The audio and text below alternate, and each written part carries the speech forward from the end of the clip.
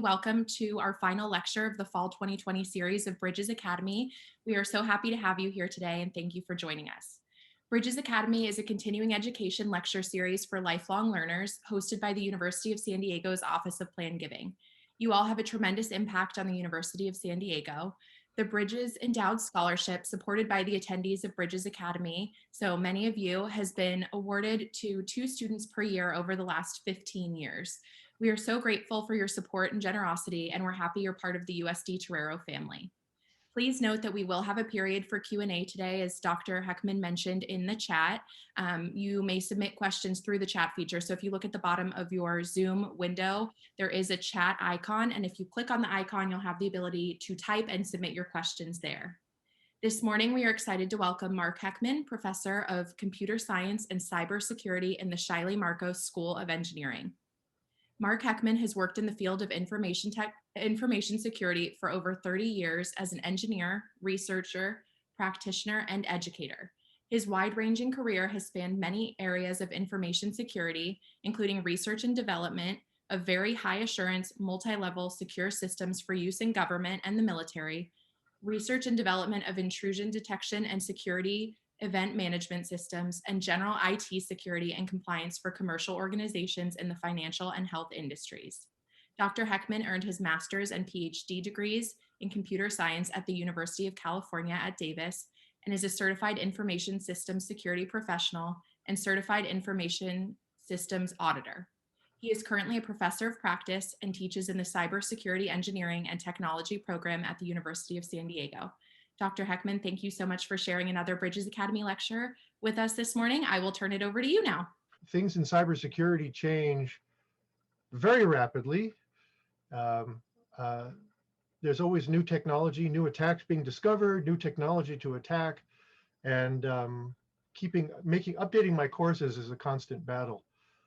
On the other hand, human beings being who we are, we tend to make the same mistakes over and over and over again. And a large part of my talk, you might remember, is aimed at doing things that human beings can do to reduce the chance of being hacked. So I'm still going to focus on that. And so a lot of this may be familiar to you from my talk from 2 years ago, but it doesn't hurt to remind ourselves of all the mistakes we could make in the interests of expedience when the risk actually far outweighs the benefits we would get. Without further ado, you may already be a victim. This is essential home security practices, because now, even if you weren't already at home most of the time, nowadays we're doing everything from home. At least hopefully this year, but hopefully this time next year, we can all go outside and meet our families again. But right now we're all pretty much trapped at home. I know I haven't actually been to San Diego since March, when the university shut down, and except one time when I emptied out my apartment there. So everything I've been doing, all my courses I've been teaching have been from home, and I'm using my home computer, and everything I do banking on it, I do so much on it, everything depends on my computer being secure. So let's talk about the things that I do, and I'll recommend to you to do to maintain your computer, your phone, your tablet, whatever computing devices you have, as securely as possible.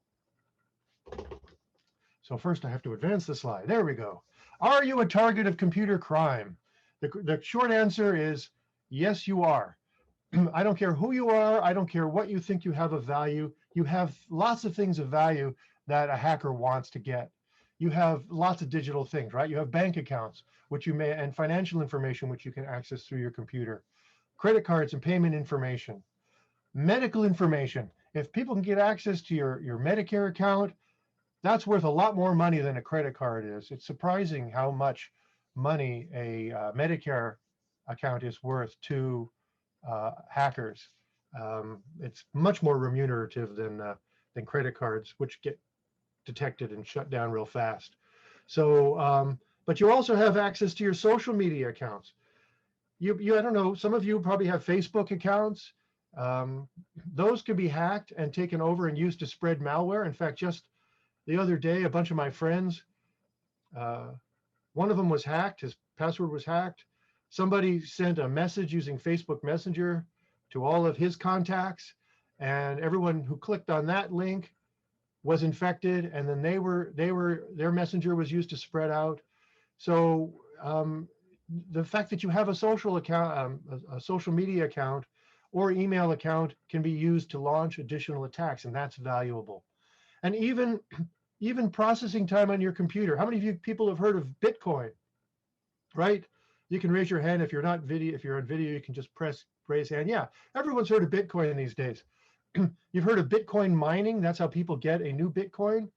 Well, that takes lots of processing power, and processing power takes electricity, and that costs money. So right now it's estimated that the cost to mine a Bitcoin exceeds the value of a Bitcoin. So it's not cost effective for people to mine Bitcoins on their own. So they have malware that spreads to everyone else's computer that mines the Bitcoins for these guys, and they get it for free. And then when one is mined, they get the money for free. So even time on your computer and your electricity is of value. So yeah, you have a lot of things that make you a target of computer crime. And the most common thing we have nowadays is something called ransomware. Have you heard of that? Ransomware? That's when you get malware on your computer, and it encrypts all of your files, so you can't get access to them unless you pay the hacker, usually in Bitcoin, ironically, for the key to decrypt your files. That's a huge problem worldwide, and it's all based on human error. It's not a technical problem, it's a human error issue. So the question is, well, why doesn't my PC protect me? It doesn't, because companies who built them didn't build them with security in mind. Microsoft, Apple, any other company you can think of, their primary goal is features and time to market. If they can get their product to market with the most features and get people to buy it, they've locked you in. How many of you have Macs? Right? You probably have a bunch of other Apple devices too, right? An iPhone and all the other things. How many of you have a PC? I guess everyone else, right? That's what you're going to be listening to this on something.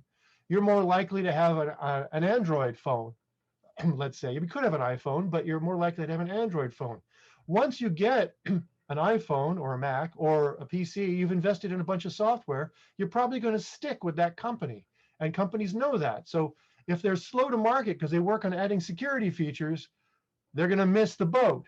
So features, time to market, and cost are the most important things. Security, if they even think about it at all, is way down on the list. Not only that, but companies don't have any financial penalty if they sell you a lemon.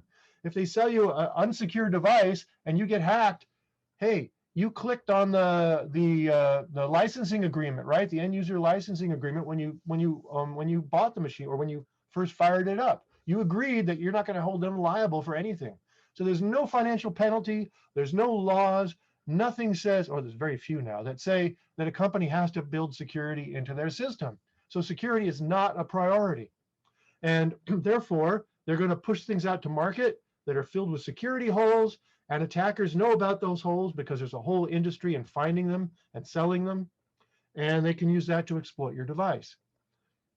It's harder and harder now. Devices are better than they used to be. 5 years ago, I'd give you a much different talk about all the vulnerabilities in a computer system. We don't have as many vulnerabilities now, but human beings are still the weakest link, and I'll mention that a little bit later in the talk. These companies have all been hacked. Your personal data was stolen, some of it quite valuable. So you can't depend on companies to protect you. Your computer is not going to protect you. All you have is what's in here, your own knowledge, your own suspicion, your own suspicious nature, and the activities that you can control. So that's what I want to talk about today, is what you can do to protect yourself. So it's not hopeless. There are things that you can do, or consider it a type of self-help. And these are what I've been calling for a while now, the 7 habits of highly effective, secure home computing. And so we're going to go through each of these 7 things one by one. The first one is software updates. You've probably heard this ad nauseum. Update your computer. Use the security patches as soon as they become available. Every computing device, well, I'll get into that in a minute. Most computing devices have a way to update their software. Companies are supporting this software. They did an error is reported or a flaw is reported. is discovered, they fix that flaw and they push out a new patch, a new version of the software to fix that software bug. And it doesn't matter if it's Apple or Windows or Android systems. So you should use automatic updates whenever possible. For example, on Windows, this is how this is what you would set if you want to have automatic Windows updates. If you're not doing that, you're running a big risk. Macs have the same thing, automatic updates. A lot of application software now, like most of the web browsers, they also have automatic updates turned on. So every time you start the program, it'll check back with the mothership, the vendor, and automatically download and install a patch. But there are some things where this is not automatic and you have to check, and we'll talk about that in a moment. So use automatic updates whenever possible. And why? Because bad guys are looking at every patch and they're trying to figure out, wait a minute, what was the security flaw that patch fixed? Let me see if I can reverse engineer the patch, figure out what the vulnerability was, and come up with an exploit for it so I can attack it. And they can do that sometimes within hours. It's huge business. There's a huge organized crime market in coming up with attacks on computers. And the guys who develop them sell them for big bucks. And then, in fact, if you had a complete break-in for a iPhone right now, you could probably make $2 million. You could sell that to organized crime, or you could even sell it to the US government. They'll take it because they want a way to break into people's phones. So it's big business. So within hours of the time a security patch is released, if there isn't already a known exploit, people are actively developing exploits. So it's a race between you to install the patch and the bad guys who are trying to come up with the attacks. And it's not just operating system software, or it's also other kinds of software. And I mentioned that some of them auto-update, others don't. So you can help yourself by using a patch management tool. Here's one example for Windows called Patch My PC. I use it. I have it on my mother's computer, my wife's computer. And you run this program and it checks to see if there's patches available, updates available for up to like 300 other programs, something like that. So, and then if you want to update, you just click here, update these apps, and it will download and install the updates for you. So I think it's a terrific program, and it's free. Oh, by the way, I've already posted the copy of the slides to the chat. So if you were here a little bit earlier, if you look in the chat, you'll see a file that I've posted. You can download all these slides right now. You don't have to write down any of the links that I'm showing here, because you'll have the slides. So I'll post these again at the end in case you got here late and missed them. But if you were here earlier, you can download them and follow along. So an important consideration, especially when we've had our computers or our other devices for a long time, is that not all of our software is updatable. And so if you're running a Windows computer with Windows 8.1 or earlier, it is not receiving updates anymore. If you don't have Windows 10, you're not getting security updates.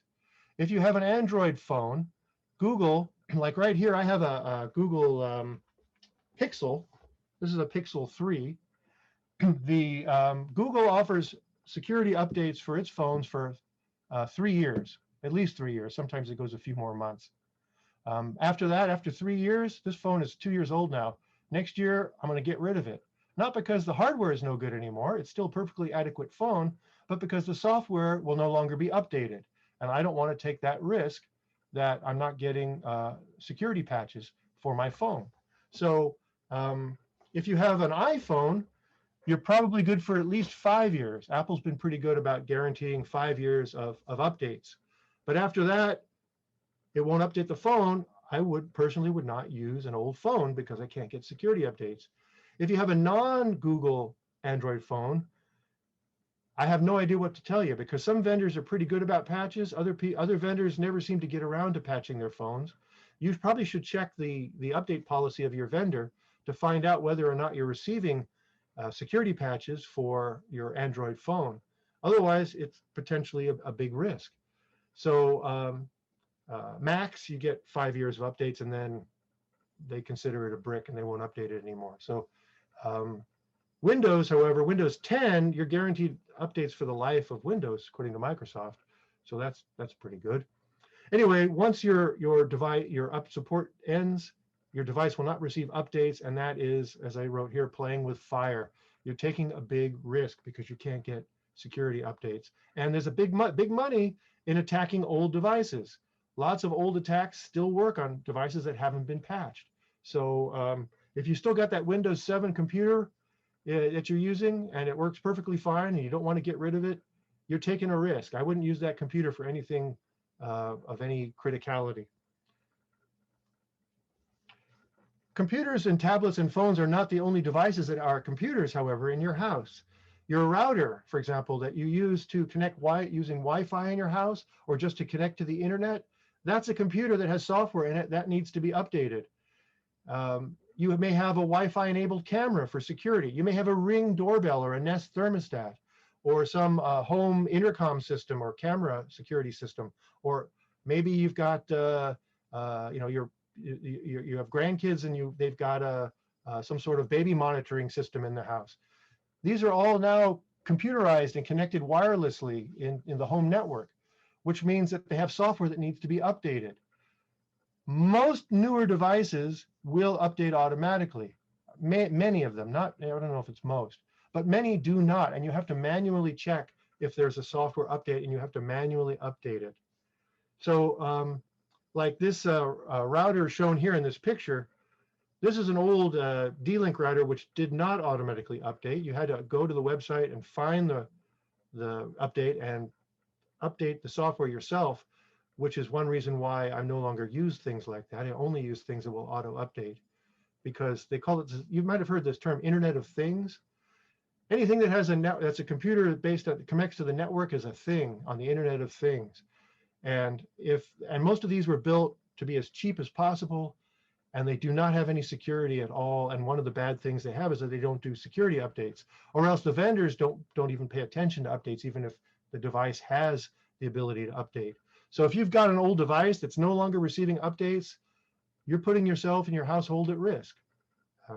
It's as simple as that. So you might want to check that if your devices are being updated or not. Okay, so that's installing software updates. The next thing is make sure you're running security software. Now, most of you are familiar with antivirus software. How many of you are not running antivirus software on your computer? Hopefully no one's going to raise their hand because you're taking a big risk. Yeah, my antivirus software only flashes once or twice a year, goes, wait, this is questionable. Probably because I have good computing habits. But once or twice a year, something bad could have gotten on my computer because I didn't recognize it as dangerous. And thank goodness I had the antivirus software installed to block that threat.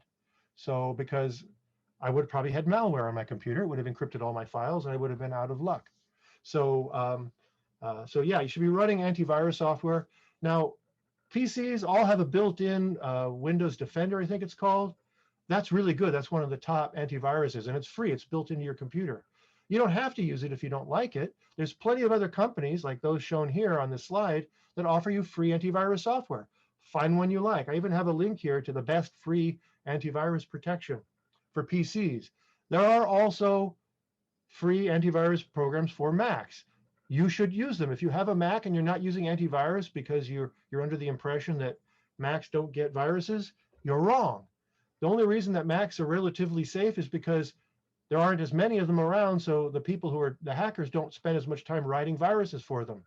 But then they discovered that Mac owners in general are more upscale and have more money, more things to steal. So now virus writers are focusing on Macs just as much as PCs. So you should install some sort of anti-malware software on your computer. You also should make sure you have a firewall turned on. There's a software firewall built into Windows. A firewall is a network tool. It could be hardware or software, and it blocks outside people that you're connected to on the network from outside from getting into your computer, as shown in this picture. What's not shown in this picture, it can also stop malware on your computer from getting out to the internet. So, so if you actually get infected and then the malware wants to phone home to get instructions, it won't be able to. So there's a firewall built into Windows. It's turned on by default. If you've disabled it, you should turn it back on. Mac OS also has a built-in firewall, so use them, don't disable them. So the third thing is don't run as administrator. Now, this is less of a problem than it was a few years ago, but it's still a risk. The first account that's created on a computer is called the administrator account. And some people create their first account when they get a new computer, and that's it. They run as the administrator the rest of their time. That's kind of risky because the administrator has complete control of the computer. You can access any file on the computer if you're the administrator, including all the system files, all the operating system files, any users files.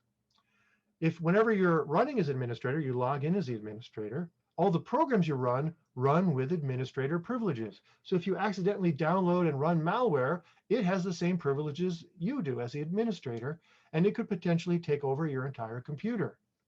So we want to make it hard for malware to set itself up by not running as administrator.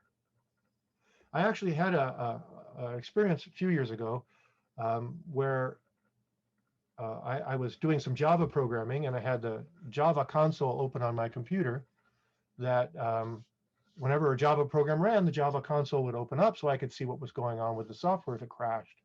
And what happened was it opened up unexpectedly when I was web surfing, and it said, your Java program crashed. And I said, I'm not running a Java program. All I'm doing is surfing the web. Well, it turns out that one of the ads in the website that I was looking at had malware in it. And it was running a Java program that was trying to infect my computer. And the only reason it failed, if it had succeeded, it would have run in the background. I never would have known. The only reason it failed was because I was not running as administrator, so the program crashed because it required administrator access. So don't run as administrator. But 85%, 85% of vulnerabilities a long time ago, 2015, could have been blocked by not running as administrator. So that's how risky it is.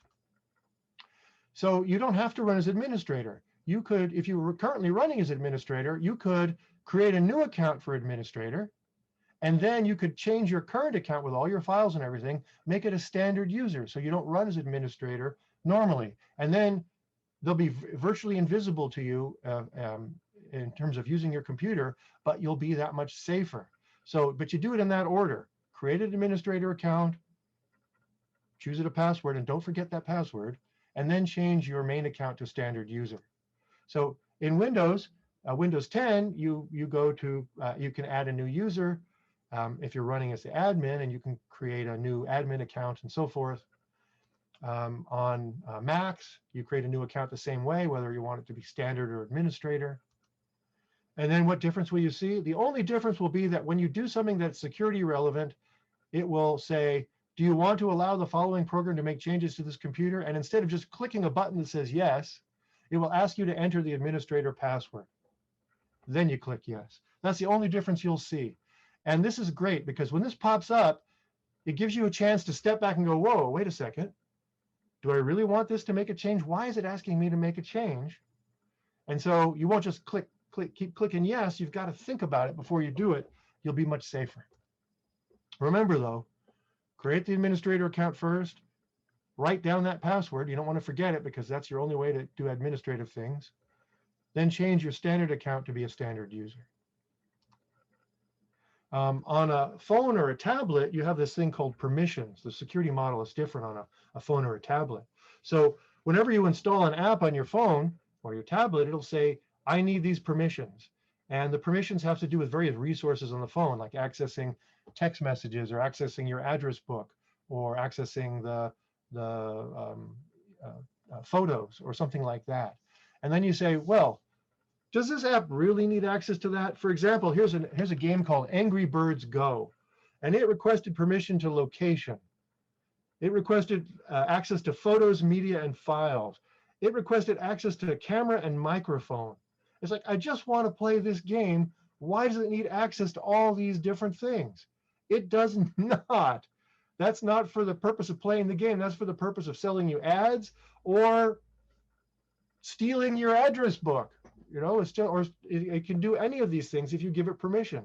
So there, in fact, there was this app called Saraha, which was a big hit. Hundreds of thousands, if not millions of users downloaded it. This is in 2017.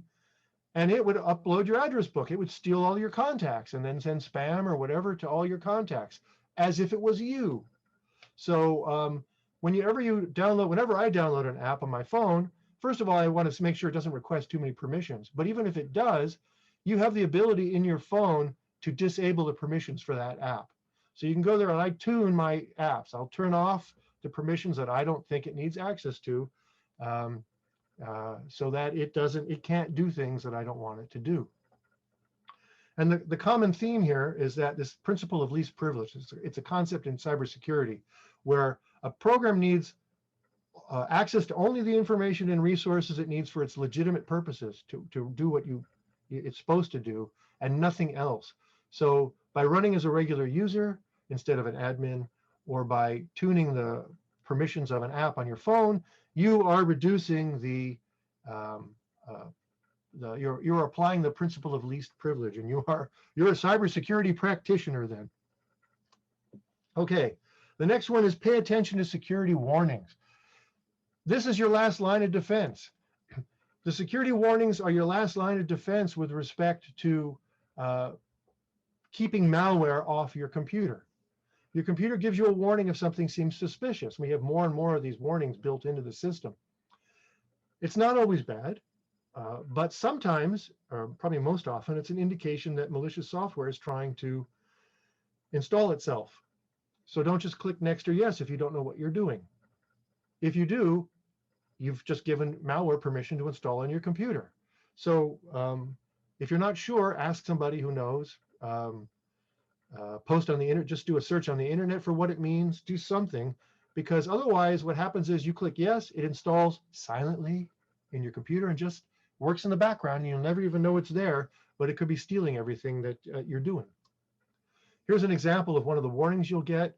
It's called when you're doing web surfing, you may see that pop-up like this, which says the site's security certificate is not trusted.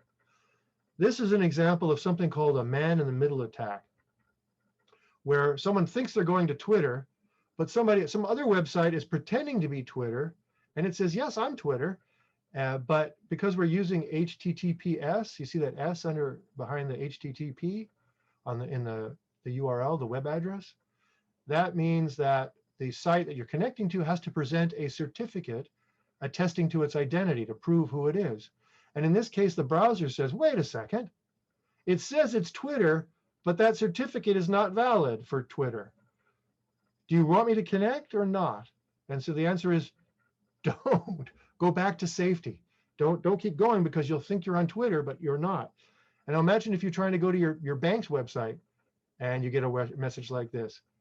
Don't go there, because you're clearly not going to your bank. I was in a hotel in Monterey a few years ago, and I was checking my Gmail, my mail account, and I got this pop-up. And I looked a little further. It was somebody locally, because I was on the hotel Wi-Fi, which wasn't secured, and somebody locally was running what's called a man-in-the-middle attack, pretending to be Google. And if I'd logged in with my user ID and password, they would have had complete access to my email account and lots of other things that I have on Google. So, and the only reason I detected it was because I got this warning message that said, wait, this is not a valid certificate. So don't click through on these. There's lots of other kinds of unexpected pop-ups you can get. Sometimes it has to do with installing a program, or telling you need to install a particular program. And when you get errors like that, be very suspicious. You have to ask yourself, why do I need to install software just to look at this picture, which is I can look at other pictures. Why do I need special software for this picture? Or why does it have to install new software? So anything like that, you'd be very, very suspicious, and don't just click yes. The tendency is just to go, I'm in a hurry. I want to get this done. I want to look at this. Don't make that mistake. This is your last warning. These are your last warnings before you install malware on your system. Okay, the next thing is learn to spot scams. One of the ways to tell is if you've got unexpected pop-ups. There are other things called phishing attacks. All of these scams are based on this principle that human beings are the weakest link. Human beings are the weakest link in security, because How many of you out there have training in cybersecurity other than this talk? I'm probably the only person raising their hand. So if you're not an expert, how would you know? And even if you are an expert, we get fooled too. So, because human beings make mistakes, even the best trained people can make mistakes. And all the attackers need is for you to make one mistake and they're in your computer. So we have to learn to recognize scams. And one of the most common scams that there is nowadays is something called phishing. Have you all heard of phishing attacks? Anyone? Yeah, everyone's heard of phishing attacks, right? That's when people are sending you a spoofed email pretending to be from one place. It's really not, and they try to encourage you to click on a link or to enter sensitive information. And so you have to learn how, you really need to learn how to identify phishing attacks. And there's four primary ways that you can identify phishing attacks. Three of them are the most common. The fourth one may or may not happen. First of all, the unfamiliar email address it's sent from. Let's say it supposedly comes from, it's coming from my wife, but I look at the email address it's from, and even though it says it's from, the email address is from an unfamiliar email address, not one that she uses. That's suspicious. A lot of these phishing attacks originate in countries outside the United States where English is not their first language. And so there's a very large number of phishing emails will have poor grammar and spelling in them. And that's a red flag. If you get a message from your bank that contains very poor grammar and spelling, be very suspicious. There's links in the email, but the links are not to the organization that from which the email purportedly comes from, but to the attacker's website. So we'll look at in a moment at how you can detect that bad link. Also threats. They're trying to get you to act without thinking. So they'll give you a threat. If you don't respond now, we're going to disable your account. And so you say, oh my gosh, I don't want my account disabled. I'm going to click on that link and take care of it. So those four things are usually a red flag. Here's an example of a real email message I received, a real spam message. It says it's from Netflix. But if you look, the source address is not from Netflix. It's from someone's stolen email account, actually. Also, if you look here, you've got a threat. My Netflix account has been suspended. Oh my gosh. What am I going to watch with all the other million things on cable? But anyway, so there's a threat. There is bad grammar and punctuation in the message. And then if you move your mouse in your browser, you move your mouse up and hover over the link that's in the message, you'll see the link down at the bottom of your browser window. And that is not a link to Netflix. So if you can see here where the finger is on the update billing, that's my mouse hovering over the link in the message. And then at the bottom, the link appears, and I can see that is not Netflix. So this spam message has all four of the warning signs of a phishing email. Here's another real one I got, supposedly from Bank of America.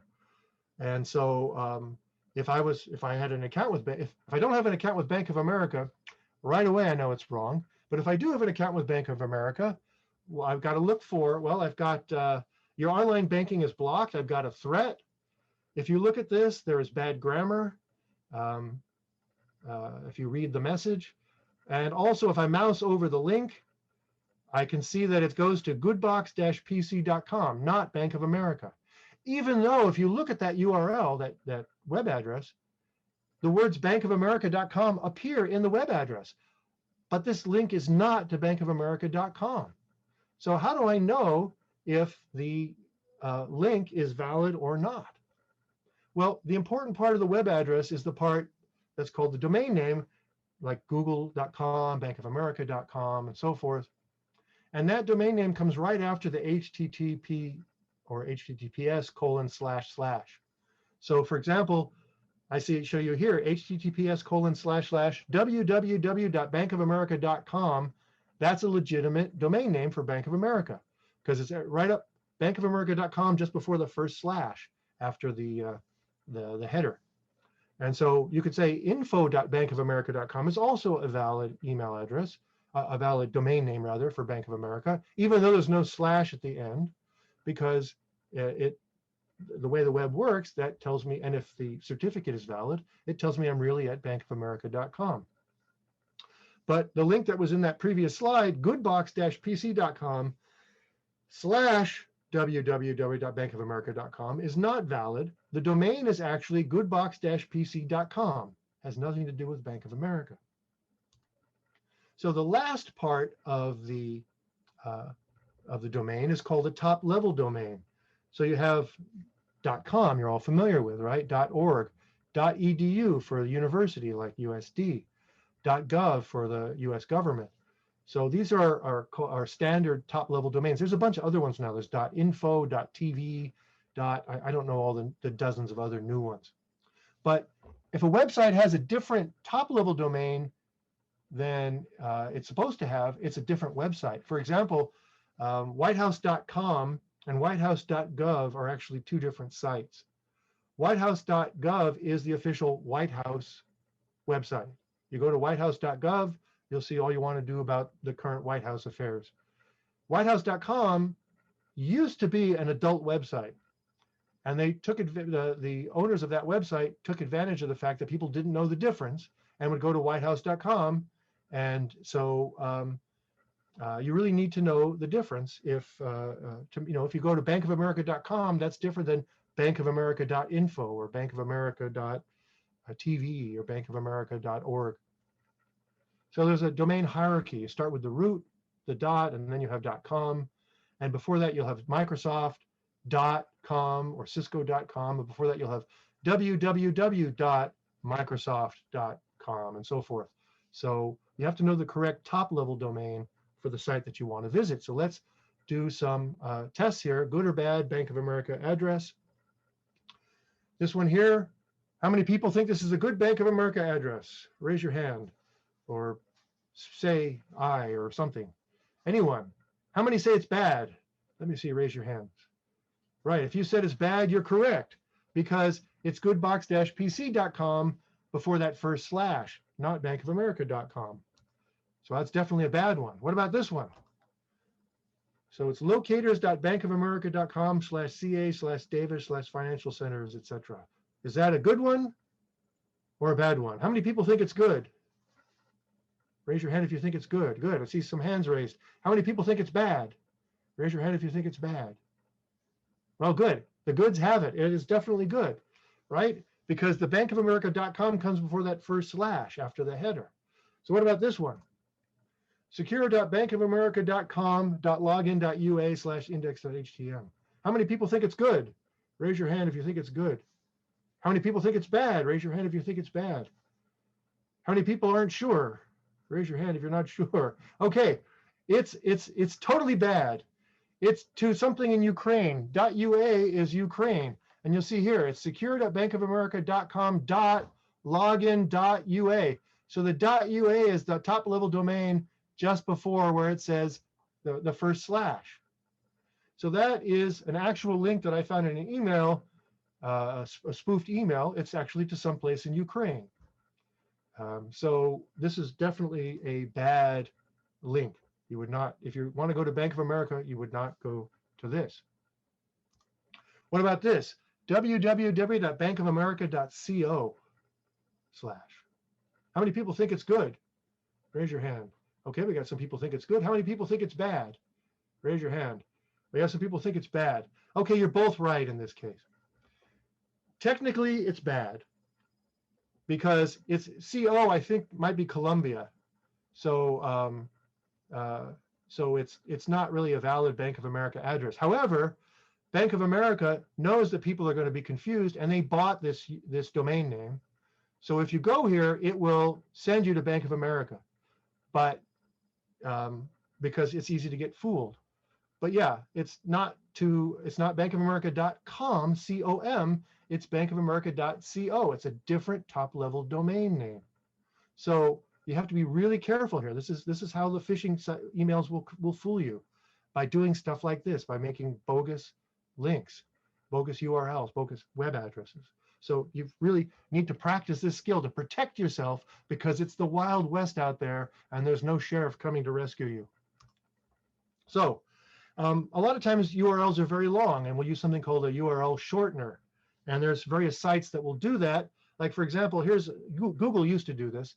This is a Google shortened URL. You look at that and you go, where is that to? How would you know? How would you know if that was to a good website or a bad website, a dangerous one, a safe one, or a dangerous one?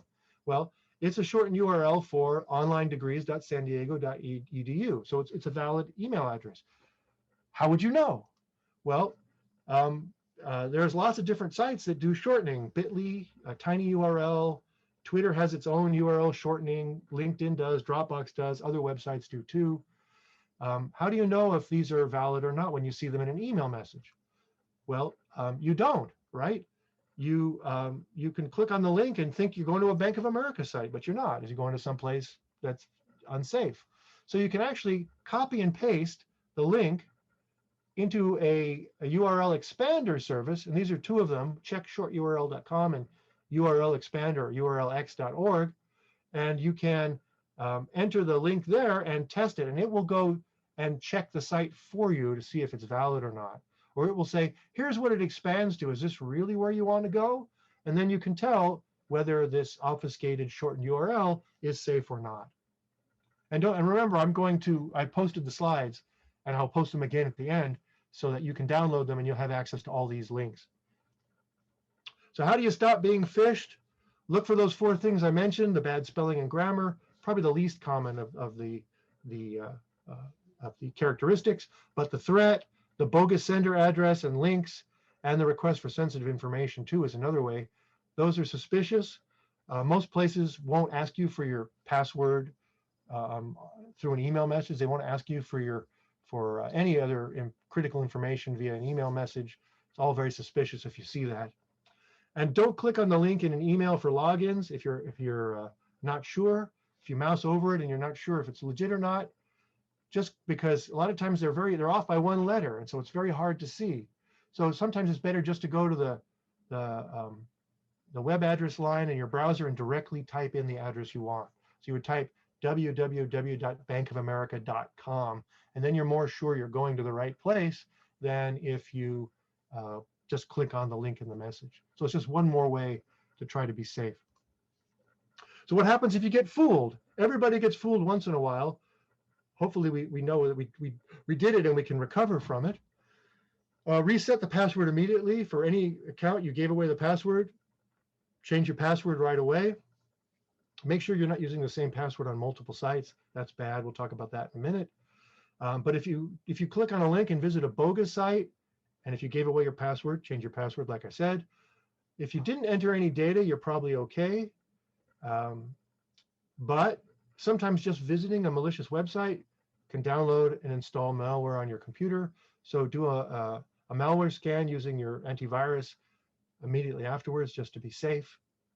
So a lot of browsers now will give you a warning message about, do you really want to go to this site? For some of the well-known suspicious sites, pay attention. Remember, you have to identify scams. You also have to not ignore warnings. All right. So next is choosing good passwords and using 2-factor authentication. Passwords are by far overwhelmingly the most common way of proving your identity when you access your online accounts. There are 2 ways that attackers can steal your account. They can either guess your password if you use a really easy to guess password, or they can steal your password, like via using a phishing email message. A lot of people don't spend very much effort in coming up with good passwords, and so it turns out to be relatively easy to guess people's passwords. This is from 2014, although it's still true today. Millions of passwords were stolen and dumped on the darknet, and researchers harvested them. And I have a file with like 93 million passwords from that I downloaded off the darknet a few years ago that came from Adobe. So, I mean, these are totally accessible files filled with everybody's passwords. And if you look in these files, you'll find out that something like 5% of the top 100 most common passwords account for 5%, almost 5% of the accounts. So that means I could just use one of the top 100 passwords and get into 1 out of every 20 accounts that are out there. So don't use an easy to guess password. You can find the current list of the top 25 most common passwords on this Wikipedia website, and they'll tell you what the current most popular passwords are. Don't use one of the top most common passwords, because the bad guys know what the most common passwords are, and they're going to just do a little door rattling attack. They'll go, hey, can I get in easily and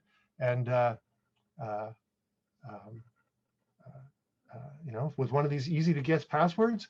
Because it takes only a few milliseconds on a computer to try all these different 100 passwords. It hardly takes any time at all. So use a hard to guess password. There's other things that make it easy to guess passwords if someone really wants to focus on you. A lot of people use personally meaningful names and dates, like your pet's names from when you were a kid, or your daughter's birthday, or something like that, that people can find that information out about you using social media, other easy to get information. For $30, I can download all the information about you, any court cases, your address, property information, tickets you've received, anything like that. Those are totally available. So anything you might share in social media, you're basically broadcasting your password then if you use that as your password. Also, don't reuse the same password on multiple sites, because if somebody is able to get access to your password from one site, they can download the whole database file from a website that's not protected and crack people's passwords at their leisure. So if you use the same password on multiple sites and someone steals the password for one site, then they've got access to all your accounts on all these sites. Don't make it easy for people to do that. Use a different password on every site. In fact, there's a well-known case in 2015. Somebody who used to work at the Houston Astros went to work for the St. Louis Cardinals, and he knew the password for one of the accounts for the Astros.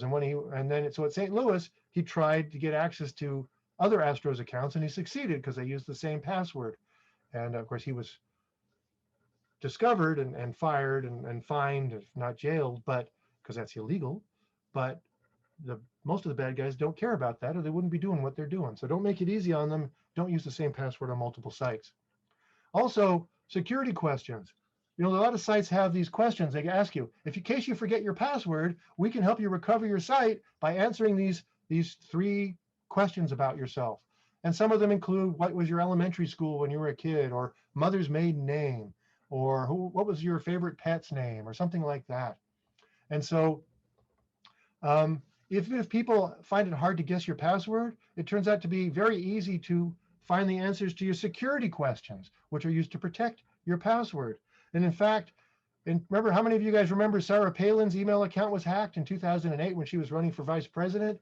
Some guy who was, I guess, a undergraduate student in Tennessee went to her Wikipedia page, which listed all the names of all her children and her high school and other things like that. And then he told Yahoo, pretended to be her, said, I forgot my password. And so they presented him with 3 questions. He had answers to all those 3 questions from her Yahoo page, from her Wikipedia page. So he was able to change her password and then get access to all her passwords. So your security questions are just as important as your passwords. So how do you steal a password? Guessing, phishing. A lot of times they'll just steal a file. LinkedIn, Yahoo, Adobe, all these major companies had their password files stolen. And in fact, you can go to this haveibeenpwned.com website, which I show you here. It's haveibeenpwned, PWNED.com. Enter your email address in there, and it will tell you if your email address has appeared in any of the stolen password dumps, data dumps. And I did that more recently. I was there for at least a couple of dozen different dumps. My email address appears, which means my password was stolen, which means that if I was reusing that same password in multiple sites, then the attackers would have access to all my other sites, because they would just go, oh, I'll use this email address and this associated password in case that guy was stupid enough to not use a different password, and voila, they were in. So you can actually go to haveibeenpwned.com, enter your email address, and it will tell you how many times your password has been stolen and from which websites. So it's a real eye opener. I encourage you all to go there and try this out and just see how many times your password's been stolen. And if you're reusing that password from that website on other websites, especially if you haven't changed them for a while, you're at risk. So, so give that a try. So what passwords should you use? Well, nothing easy to guess. I recommend at least 10 characters. Right now, research has shown that just 4 random words, a passphrase, is actually more secure than even an 8 or a character password. So, but sometimes websites require you must use an uppercase and a lowercase letter and a number and one of these set of punctuation characters. So you know, it really locks you in, and unfortunately they all use different criteria, so it makes it sometimes difficult to remember your password. Because it's so hard to remember your passwords, I recommend using a password manager. Password manager software will help you generate really secure passwords, and it will remember them for you. So when you go to a website, it will automatically fill in the password for you on your browser, and you won't have to remember them. So it's a really convenient way of remembering all your hard to remember passwords. If you look at this link here, there's a link of the best free password manager software out there for Macs and PCs.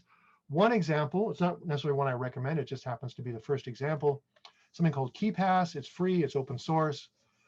It's available for PCs and Macs.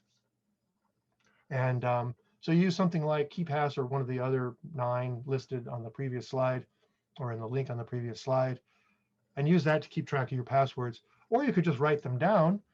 If you're at home, that's fine. You write them down in a notebook. That's a great way to keep track of them. Keep the notebook locked in your desk. It's pretty secure. And that way, when you want to remember a password for a site you don't visit very often, you pull out the notebook and you look up that password, and away you go. And that's not a bad way to go.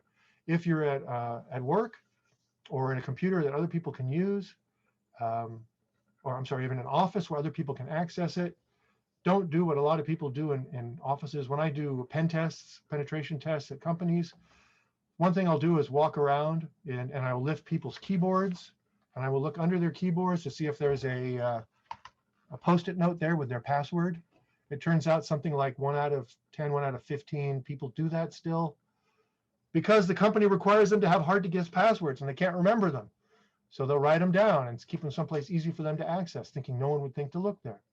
So I don't recommend doing that in an office, but at home, you know, you're pretty secure. So I mean, there's physical security in addition to your digital security. So yeah, that's a great idea. Have a notebook with a list of your hard to remember and infrequently used passwords, and that will keep you from forgetting them. So passwords are common and they're cheap.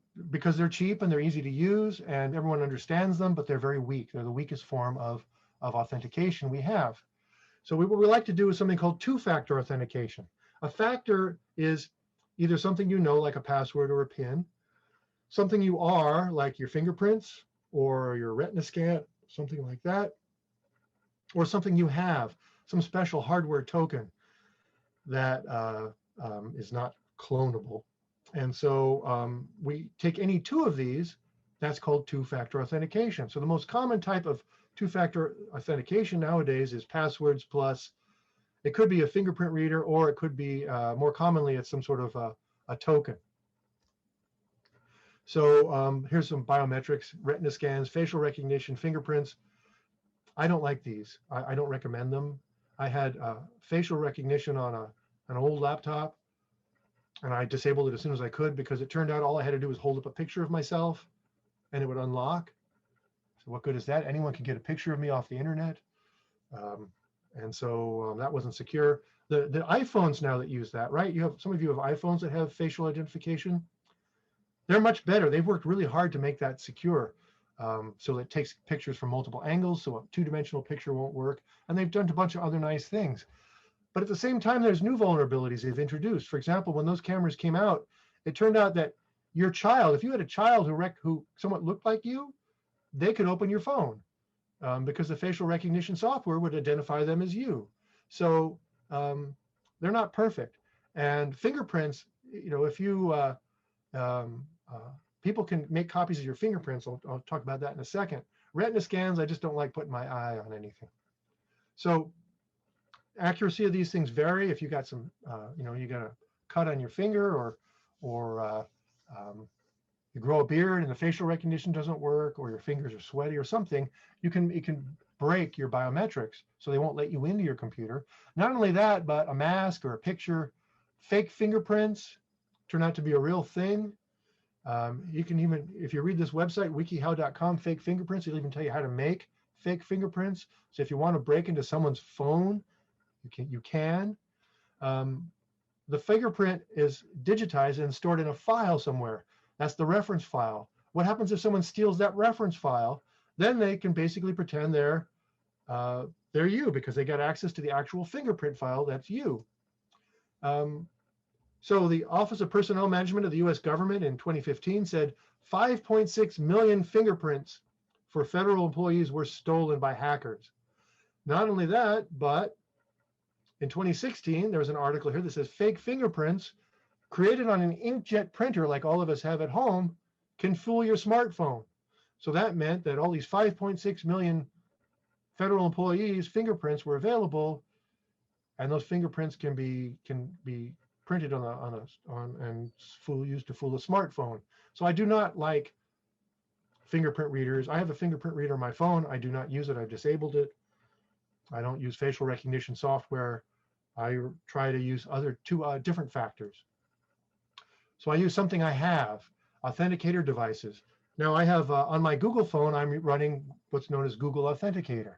It's a special software, and it generates a number every 30 seconds. It generates a new 6-digit number, and I connect to something that's protected by the Google authentication, and it asks me for that number. And if the number is the one that Google's expecting, remember it changes every 30 seconds, it says, yes, you have proven you are who you are. So as long as my phone is not stolen, and as long as my phone is locked so no one can break into it in case it was stolen, I'm secure this way. So I use this type of two-factor authentication. I use it for Amazon. I use it for my bank. I use it for my email accounts everywhere. I use it everywhere. I use two-factor authentication anywhere I can where money's at stake or something critical is at stake, because of the extra security that it affords. If you're doing online banking without two-factor authentication, you're taking a big risk. Even if your Amazon account could get hacked, I'm trying to think of all the other places. I'm not sure if the government offers a two-factor authentication or not yet, but if you're Medicare or Social Security, but use two-factor authentication any place you can. I use it for my Yahoo email account. I use it for Yahoo. Took years to add it, but they finally added it. For everything Google, I have two-factor authentication. For my university human resources account, they require two-factor authentication using a different program called Duo. So yeah, use an authenticator app, or even the kind that sends text messages to your cell phone. It's still better than just depending on passwords. So that's the top 6. The last one, I would say, is probably the most important security thing you can do, is back up your data, because stuff happens. Fires, floods, lightning, meteors, thefts, disk crash, and ransomware. Despite everything I've mentioned today, even if you're scrupulous about what you do, ransomware could still get on your computer through no fault of your own. It's because some acquaintance or family member got hacked, and then you open something they sent you because they're legit, and it was malware. So when that happens, the only way you're going to recover without spending $1,000 or $3,000 or whatever it is for Bitcoin nowadays to send them to get your money back, and there's no guarantee, to get your files back, and there's no guarantee it will work, is to have a backup. A backup is a copy. Don't make the mistake of a friend of mine. She had lots and lots of family photos that were filling up the family computer hard drive.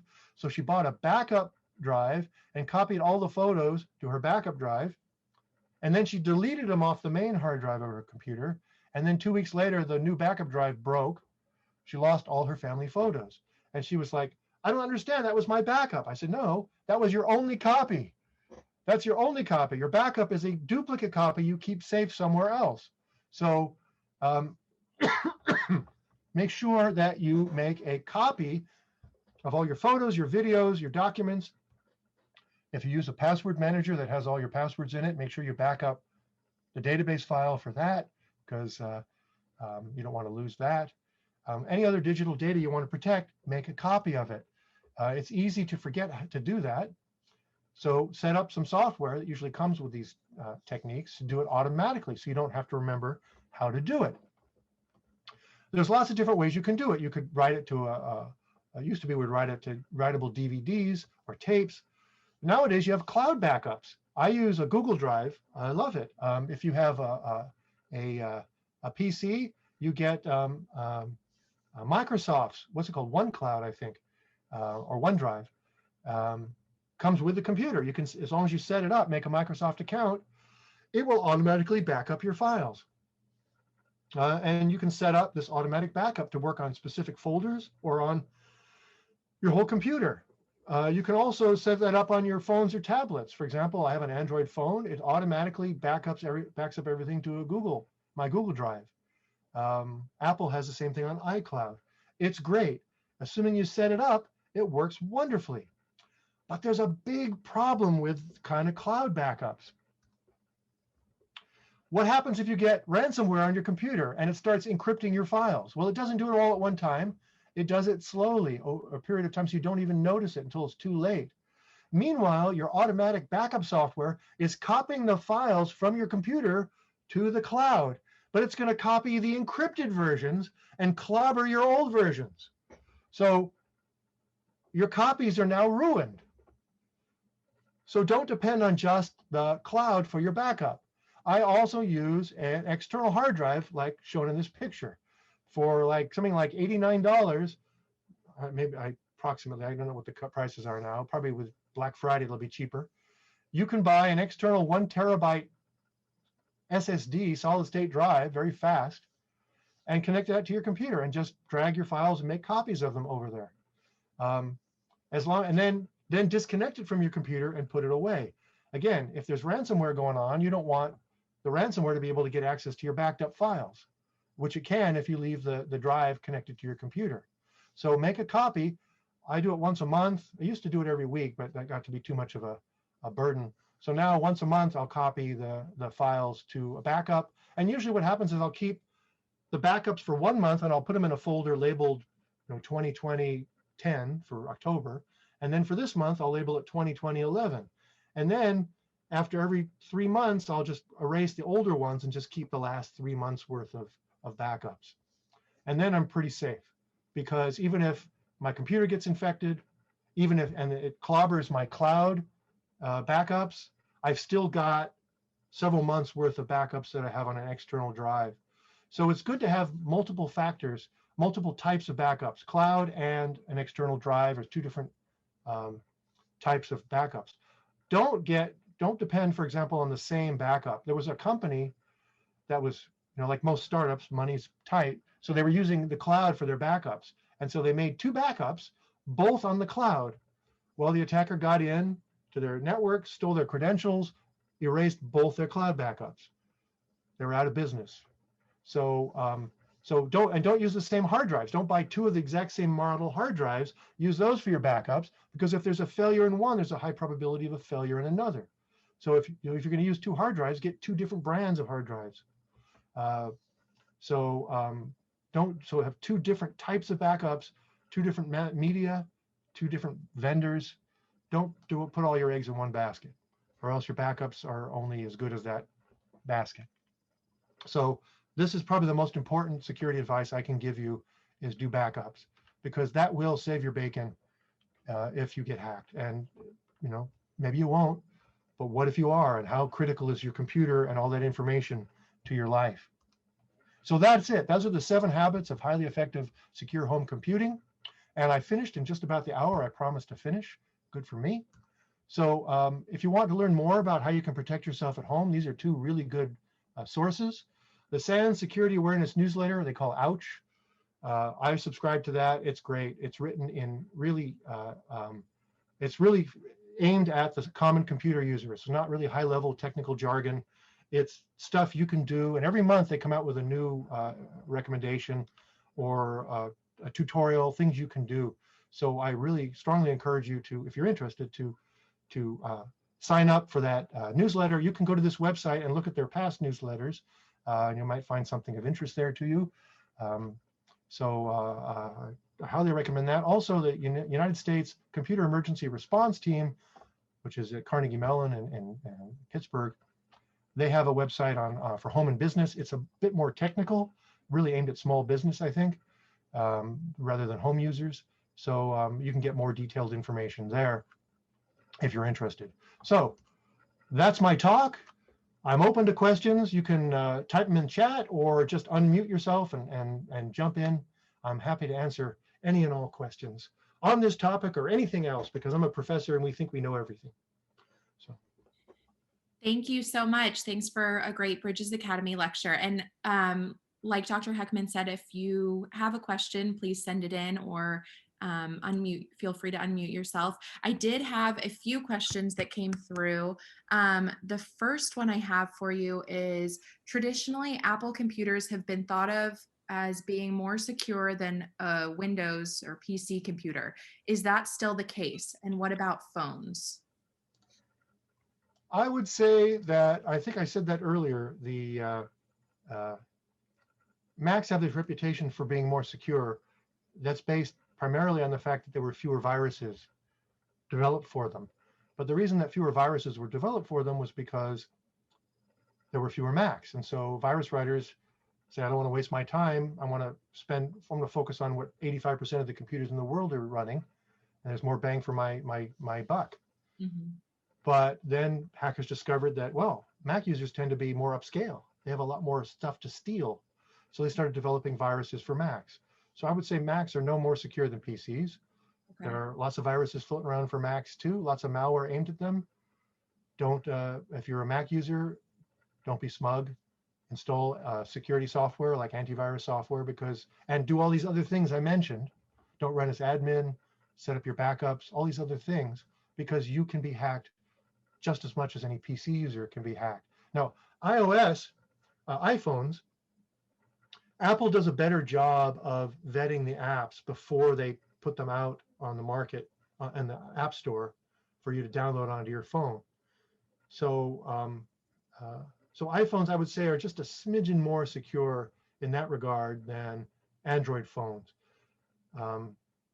I personally like, if I have Android, I prefer the Google Pixel phones, because Google comes out with the patches every month.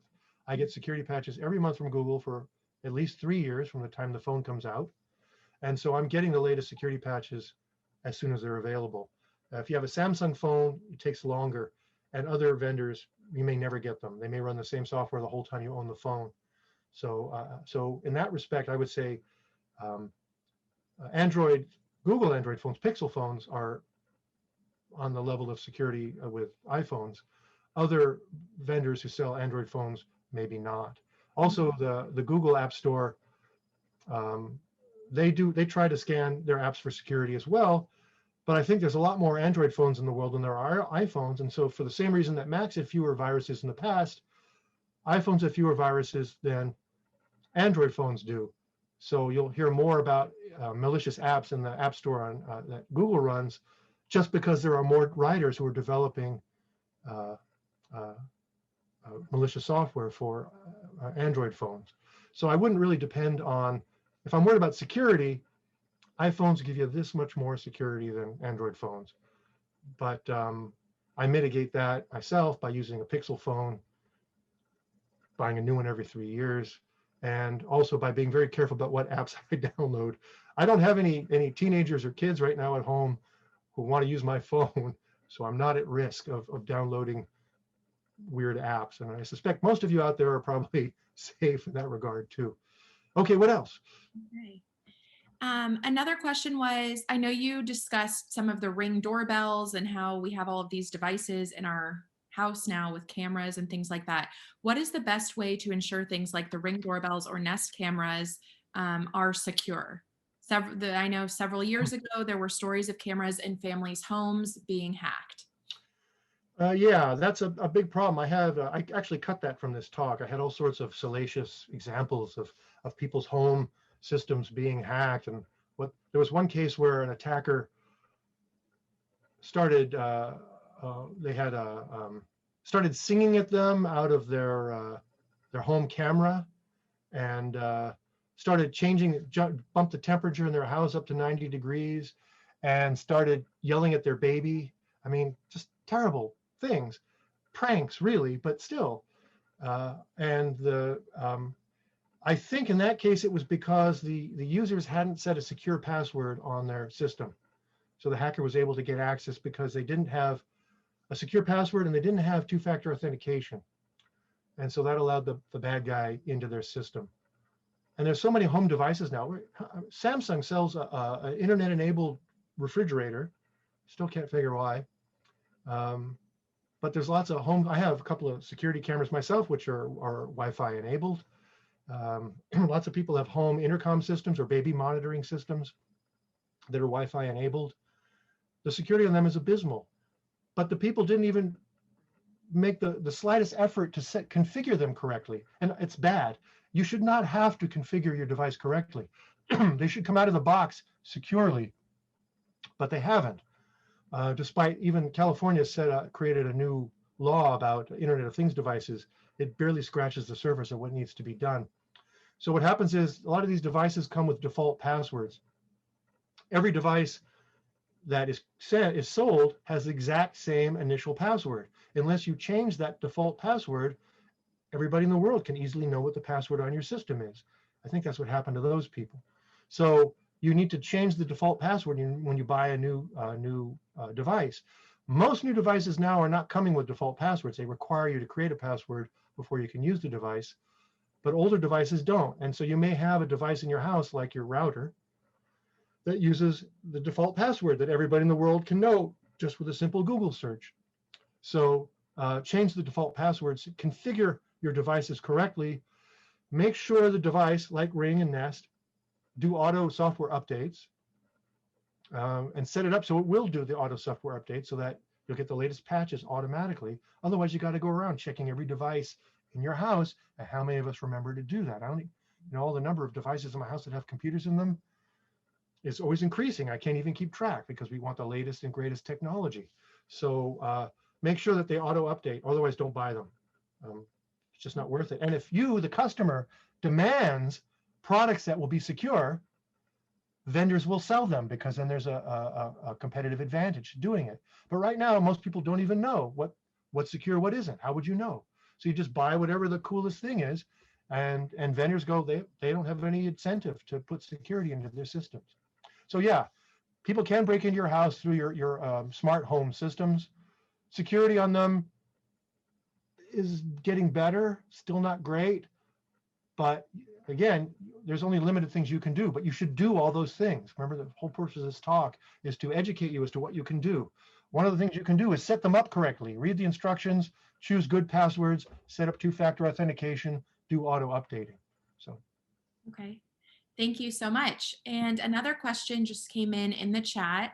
It says, question regarding Apple Time Machine. Are there settings for backups at weekly intervals? The current default is daily. And how secure are routers and Wi-Fi provided by the internet service provider? I'm not sure if you're familiar with the Apple Time Machine question, but I don't own a Mac, but I'm familiar with Time Machine. Yeah, Time Machine is pretty it's pretty easy. I can't remember, last time I did it was for a neighbor, but I think it's pretty configurable, and you can configure it to other days or other amounts. Just make sure you back up to something secure. Again, if you back up to something that's always connected to your computer, it's no more secure than the files on your hard drive. I mean, it's safe from a hard drive crash, but if ransomware gets on your system, it's reachable. It may be reachable by the ransomware and encrypted. So make sure you're backing up to something that's disconnected from your computer and only connected for the time you need the backups. Same with if you back up to the cloud, like to iCloud. Less iCloud hacks. You've seen the iCloud hacks that have happened, and people's personal photos were downloaded, and a lot of celebrities had their photos distributed on the internet. Again, they had bad passwords. They didn't do two-factor authentication. Yeah, consult the user's manual. A simple web search will tell you how to configure Apple's backup system and to be at different intervals. I'm almost 100% sure. I don't have the documentation in front of me. And what was the other question? Thank you.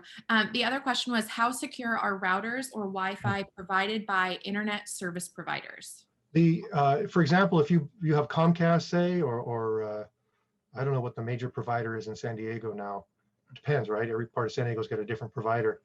They will give you a router or charge you a monthly fee to rent you a router, built-in gateway router.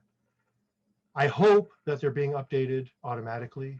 If they're fairly recent, they should be updated automatically. If, however, you have an older router at home that you've been using for years, it's probably not updating automatically. It's probably got terrible security holes in it. I would recommend upgrading. I bought myself a mesh router for my house. So I have Wi-Fi in every room of the house. And it basically is 3 separate units that work together as a single mesh. So if I walk around with my phone or my tablet, wherever I go in the house, it seamlessly connects to a good Wi-Fi signal. That I bought a couple of years ago.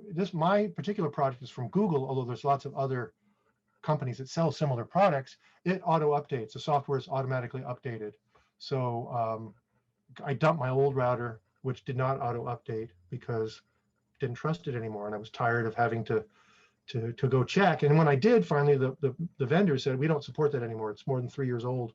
No more updates. And I said, that's it. Can't use it anymore. Not safe. But I figure I'll get at least 3 years of updates for this product automatically.